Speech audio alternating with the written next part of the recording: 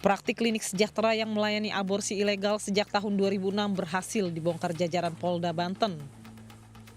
Terkuak motif tersangka melakukan aksinya terkait persoalan ekonomi. Sementara para pasien yang menggugurkan kandungannya umumnya hasil hubungan gelap.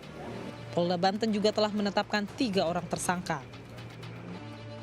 Tim Delik menemui RY, salah seorang pasien aborsi yang juga telah ditetapkan menjadi tersangka. Wanita 23 tahun ini mengaku sempat merasakan nyeri hingga kesulitan untuk berjalan pasca melakukan tindakan aborsi secara ilegal. Prosesnya pakai alat, nggak apa ya, alat doang sih dikorek gitu. Ya sih sulit deh jalan karena sakit kan. Cuman kan disuruh istirahat dulu. Nah udah beres istirahat baru bisa sejalan gitu.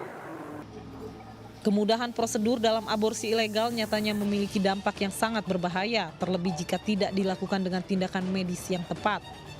Dilakukan pada kondisi emergensi, tidak ada tindakan yang memang dalam kondisi elektif atau direncanakan untuk kasus kuretase atau mengeluarkan kehamilan, karena semuanya harus berdasarkan indikasi medis. Kasus aborsi ilegal tidak hanya berdampak secara hukum, tapi juga mengancam keselamatan pasien itu sendiri. Selain risiko pendarahan dan infeksi, praktik aborsi yang bukan dilakukan oleh ahli bersertifikat juga bisa berujung kematian. Karena itu, selain penegakan hukum, langkah pencegahan melalui edukasi oleh sejumlah instansi terkait dinilai sangat diperlukan guna meminimalkan risiko akibat aborsi ilegal. Kita berbicara di hulunya.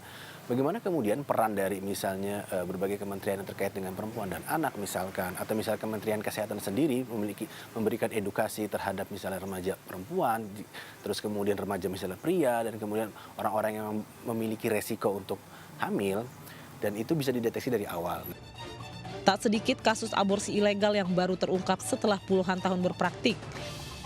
Hal ini disebabkan praktik aborsi ilegal seringkali dilakukan secara sembunyi-sembunyi dan tersamar. Karena itu, dalam pengungkapan kasus aborsi diperlukan peran serta masyarakat untuk berani melaporkan jika ada hal mencurigakan yang mengarah pada tindakan aborsi kepada aparat.